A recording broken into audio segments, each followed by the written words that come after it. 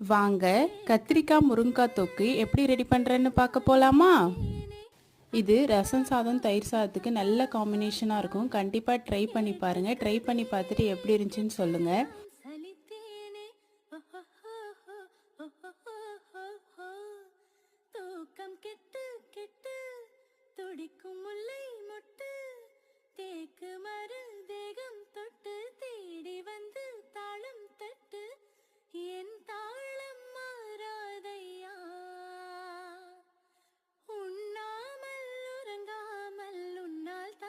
சிந்தாமணியின் நெஞ்சுக்குள்ளே இன்னாருன்னு சொன்னால் புரியுமா?